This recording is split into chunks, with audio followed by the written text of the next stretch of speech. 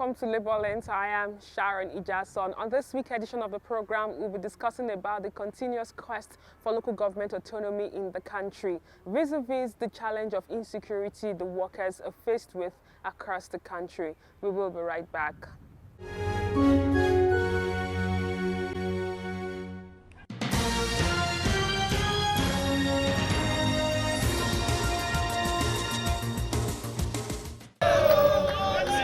The Nigeria Labour Congress, NLC, has rejected the planned hike in petrol price and called on the federal government to consider other options to help the country embrace developmental governance and accountable leadership. NLC President Ayuba Waba made the call in a statement he issued to newsmen in Abuja, titled "Nigerian Workers Refused to Take the Bait."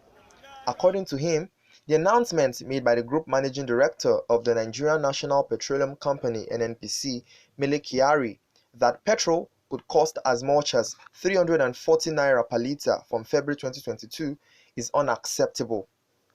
Waba explained that given the nationwide panic that has trailed the disclosure by government and foreign interests, the NLC wishes to maintain its rejection of the regulation of the oil sector based on import-driven model.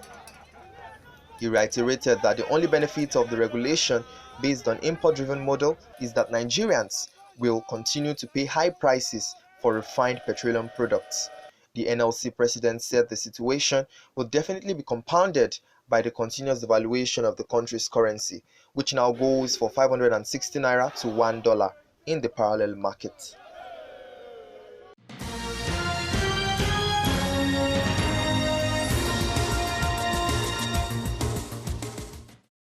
As part of efforts to address the plight of workers and pensioners in Ogun State, the governor has released 2 billion naira for 4 months to offset part of global cooperative deductions, a debt profile inherited from the past administration.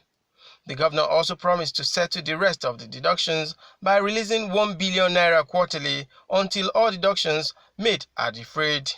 This was made known by some labor union leaders after a meeting with the governor. Regarding the global deductions, His Excellency promised that it will offset all the global deductions. It will be offsetting the global deductions quarterly. As a result of that, 4 months of cooperative deductions were paid, which is totaled 2 billion naira. He also released another 1 billion naira for state and local government pensioners' gratuities.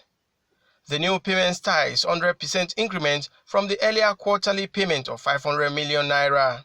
The governor promised to increase the quarterly allocation, the quarterly release to 1 billion as from January.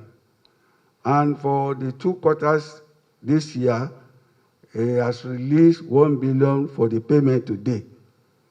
And he appreciates that the Nigeria Union of Pensioners play the games with maturity. The Commissioner for Information, who spoke on behalf of the state government, assured the union leaders of the governor's commitment to improving the welfare of the people in the state.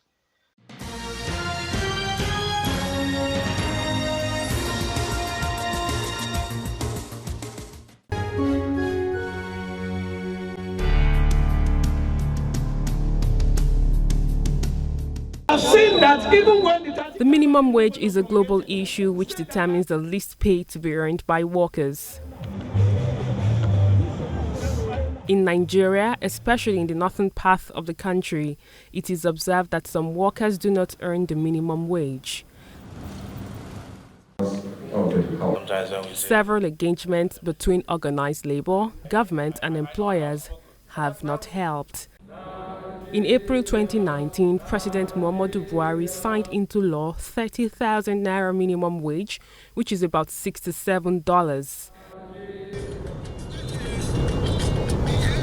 I took a fact-finding trip to the northern part of Nigeria, where I met Sahura Humar, a veterinarian who works in the Department of Agriculture at Safi local government area of Zamfara State. Trained as a public health officer, she tearfully tells me she earns 7,500 naira and has been on level 3 for 10 years. We feel very happy now when the government increased the salary for us. the minimum wage of 30,000 naira. 7,500. That's what they give me every month. I do go to the farm and other things, struggling up and down, finding one thing or the other to see that I can live with my family and sponsor my children to school and clothing and even provide health. Because I don't have enough money to that I will sponsor. I take my children to private school. My children go to private school because I don't have money. I try as much as possible. Those that have finished their secondary school, I take them to COE or any other polytechnics so that I can be able to at least try as much as possible to see that, yes, I pay their school fees. And most of the school fees I used to pay, I either go for loan or I sell my farm product. Then at the end of the year to pay my school fees for those children, for my children that are in COE. Rabiu Munir, an administrative staff of Bangudu local government area of Zamfara state, says he is a level 13 officer. So actually, he tells me he earns 27,000 naira, which is about $58, having spent 20 years in service. Okay, so can you tell me? If you are assessing poverty, you can see it right now for me. I spent almost 20 years in service, but up to now I'm managing myself. I don't have electricity. It is difficult for me to feed myself in a day. Looking at that issue, if you go to our neighboring state like Katsina, somebody in my grade level can receive more than 70,000 in a month. But look at me here, I'm receiving 27,000 per month. You see the difference is clear. There is gap. Here is a chart of Rabiu's monthly expenses.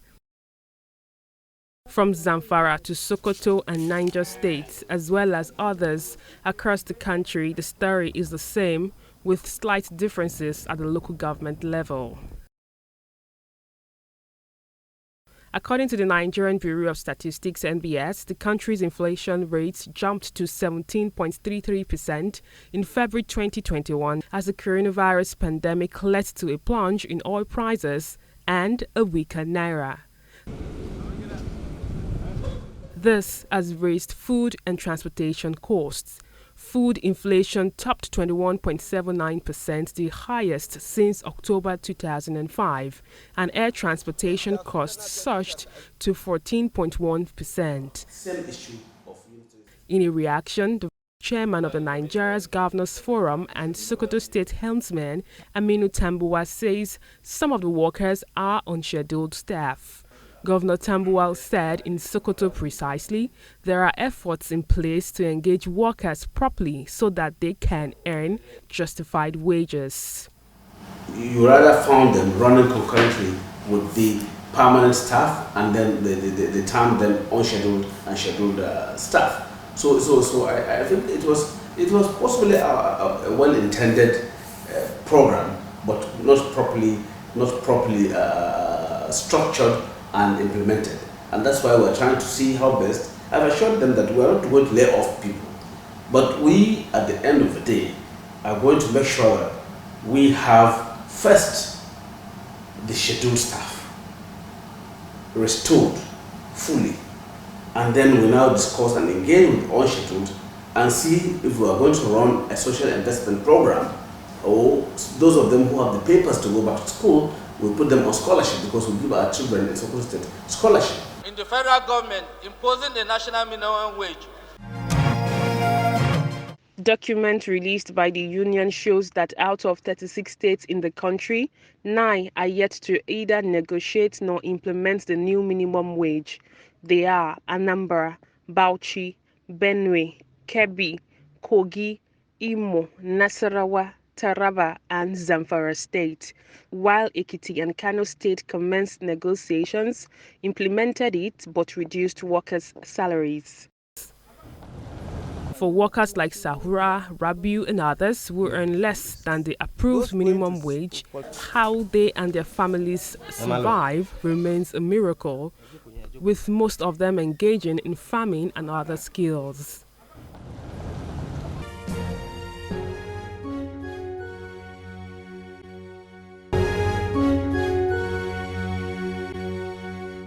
On the Profile Interview segment this week, I will be speaking with the National President of the Nigerian Union of Local Government Employees. It tells me that insecurity can be fought in Nigeria successfully if national minimum wage is being increased, owing to the fact that Nigeria is experiencing high inflation rates. He also said that insecurity can be fought if local government is autonomous, so more local government workers can be put into proper use. We will be right back.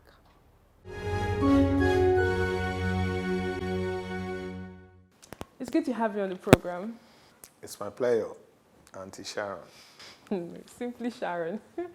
A lot has been happening in the world of work, especially at the local government level. For over a decade, there's this advocacy on local government autonomy, and I can say that we're almost running out of patience in terms of ensuring that local government becomes autonomous. Now, precisely, can you bring us up to speed on if there's any possibility of any gains despite the consistent effort of the union to ensure that local government becomes autonomous? For example, do we have states that have already implemented this law? Have they started implementing or allowing the local governments run autonomously? If we have states like that, can you state it for us?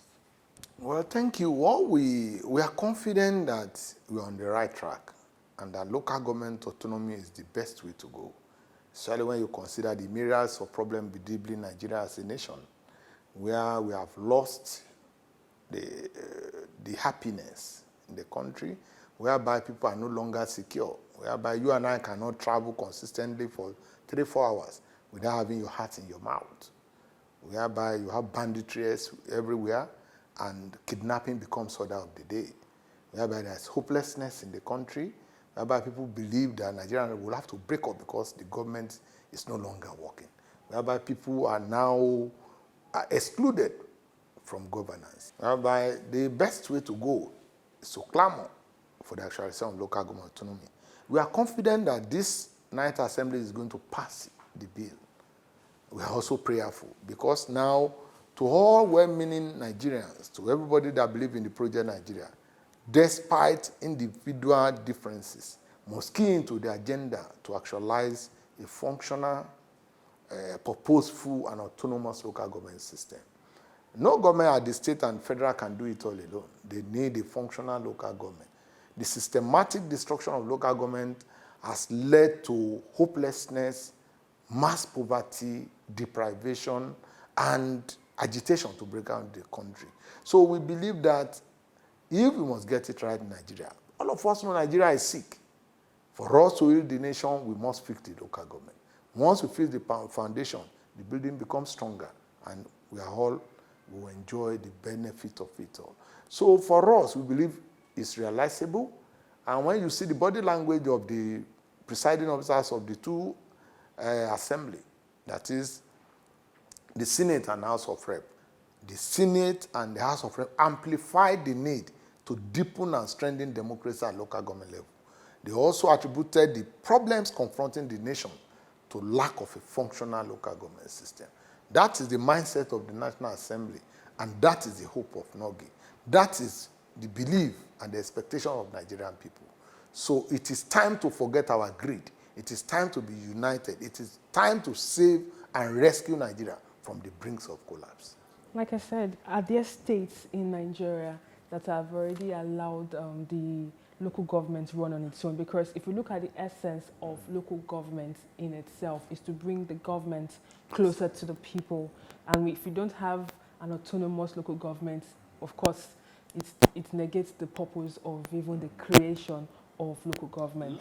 So do we have states that have been friendly? The problem with local government existence and functionality is based on the lacuna in the Constitution. As of today, the amendment that is expected in 1999 Constitution that will grant absolute autonomy to local government has not been effected. So the claim that maybe 1 or 2 states are given autonomy to local government is not correct. It is implemented haphazardly. You know, something that is not based on law cannot be said to be strong. That is why up to today, no state in Nigeria can be given a pass mark of allowing complete autonomy in their local government system. For example, look at the process of election and electioneering of leadership in the local government level. It is being conducted by a state independent electoral commission, and every electoral actions or program conducted by state independent electoral commission has been a charade. It has been a mockery of democracy. It has lacked credibility, transparency, and acceptability to Nigerian people. It has fostered cronies and surrogates of the state political actors on Nigerian people. Leaders that don't represent, does not reflect the political will and aspiration of Nigerian people. So for us, once the leadership is weak, once the leadership is not genuine representatives of the people, there is no way that leadership can be accountable to the people.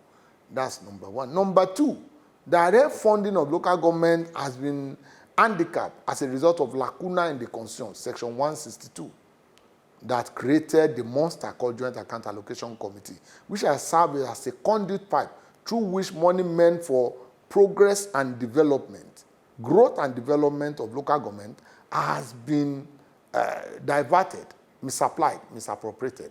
So as of today, you see it in federal allocation sheet that local governments are allocated 120 million. At the end of the day, hardly do you see 10 million get into local government. So that is why local government has become a shadow of itself. That is not the belief of the founding fathers. Their belief is that local government, the most strategic, the most relevant, the closest to the people, the most acceptable tier of government should be people-driven, people-centered, and should reflect the political wish of the people, should be a political incubation center that will train other political leaders that will serve at higher level. Because what we call cognate experience in public governance and administration should have been gotten by such leaders at that level. And you see, local government leaders, our political leaders, are accessible to the people if they are genuinely elected by the people. Because you have to reside within them. You don't have retinue of security guiding you. So if you misbehave or you fail to perform, people will give it back to you. When it comes to performance, we've heard state governments coming at different fora saying maybe some of these workers are not performing optimally or they have not been put into use. So if we have some of the duties of the local government workers being hijacked by some parastatals that are newly created, what do you foresee in the nearest future as the leader? You see, it's not what I foresee. It is happening already. That is why there is threat to stability and continuity of Nigeria. That is why you can see agony on the faces of Nigerian people. That is why you see neglect in the rural communities. That is why you see massive insecurity in Nigeria as a nation. You can't move anywhere again because money meant for development and growth at local government level has been hijacked by somebody. All security challenges are local and solution to it is local. If we have a deepened and strong local government system, it will stem the tide of insecurity and kidnapping. Look at the breakthroughs that have been achieved in terms of security. It has been achieved through using the locals, the vigilantes, the OPC, the Eastern Security Network, the Boko Haram volunteers, and what have you. So what we need to do is to harness the potentials of these people, give the function to local government, allow them to recruit these locals who understand the terrain, the culture, and the language of the area. And again, once they recruit them, they train them, they sharpen their skill, they register them, they supervise and remunerate them. If we are able to do this, all this insecurity will fizzle out. Talking about insecurity, recently about 13 of your members, of NULGE were abducted by kidnappers.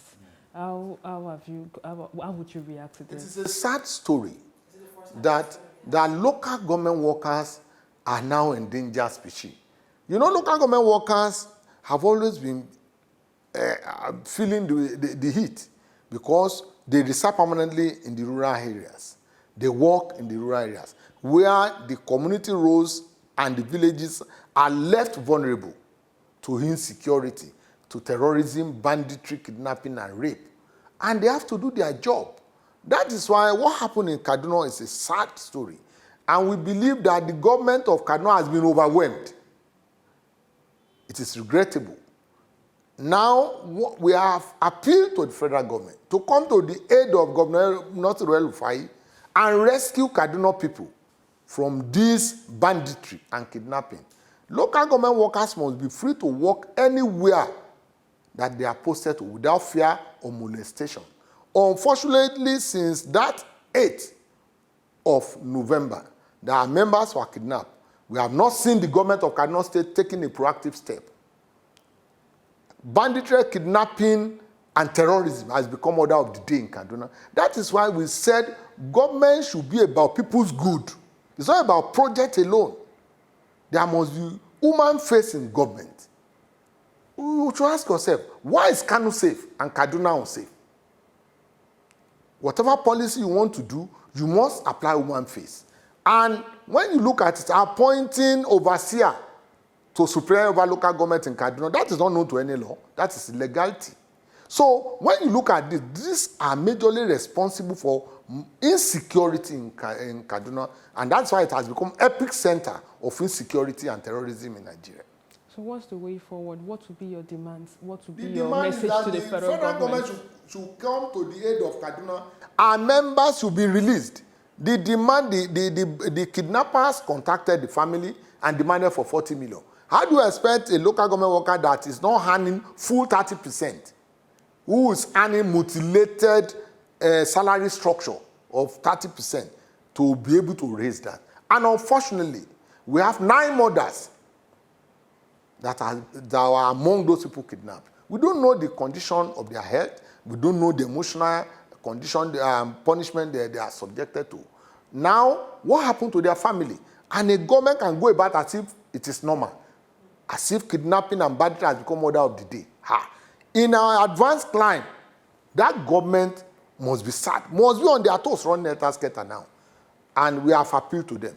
If this appeal fell on deaf ear, the leadership of NULGE will meet and will take a decision that will let the people and the whole world know that we cannot sacrifice our members. You are saying you can't pay ransom and you are not proactive to get these people out. What is the way forward? That's why we said President Muhammadu Buhari must see it as a matter of necessity to come and to the aid of Governor El-Rufai and make sure that our members are free without molestation, without any injury. We don't want to lose them. We don't want them to be killed. Talking about welfare of workers, be it at the local government level or be it state or federal, looking at the issue of high inflation that Nigeria is faced with, the cost of goods and services have skyrocketed. It brings us to the issue of minimum wage. 30,000 naira. Most of the workers that earn this amount fall into the category of workers that are your members. Can you bring us up to speed on how they have been coping for the past few months? It has been hellish. For example, indirectly, look at the price of domestic gas. With that alone, wife can no longer cook for their husband. You can't go to the farm because of banditry, because of fear of kidnapping. As of today, farmers cannot go to the farm. Even workers cannot go and develop this neighborhood garden. They can't do it again. Now the federal government closed down the border, that there should be no importation. Nobody is producing. If we are not careful, people will die, God forbid, as a result of hunger. So for us as workers, we are feeling the heat. It is time to review the minimum wage. It is time to review the minimum wage. If we are serious in this government, like I keep saying, the end that leg with the golden end has been left to die of hunger. I don't know what will happen. As of today, a civil servant does not earn as much as artisan. If you get a laborer, it will tell you it will take between 2,000 and 3,000 per day. Times 30 days, how much is that? That's 60,000. And we are still talking about 30,000. That's on skilled laborer of the highest order. As of today, you said you don't import rice. And we can produce 1/3 of what we need to consume in Nigeria. As of today, you can't buy cement. Cement is sold in neighboring countries at 2,000, 2,005. In Nigeria, it's 4,000. For us in Nigeria, you can't have this access to meter, common meter, for God's sake. You are saying we are privatizing the electricity sector, and you are given price of selling meter. Why can't everybody go to the market and buy their own meter? And so many things. To even eat, to survive in Nigeria, you need the grace of God. And workers must go to work. They must work to make a living. How do you want? And they create wealth and somebody consumes the wealth, leaving them to suffer in abject poverty. It's unfortunate. As of today, it is time that government consider the minimum wage and also address the issue of pension, the issue of gratuity. The contributory pension scheme is a total failure. It is no longer working. How many states are practicing it? People are retiring without having hope of tomorrow. They are retiring to die. So something must be done before it's too late for Nigeria. Nigeria must turn around to be a nation that will bring smiles, happiness, joy, and patriotism to the heart of the people. Most of our problems, we are immersed in nepotism, tribalism, and lackluster leadership.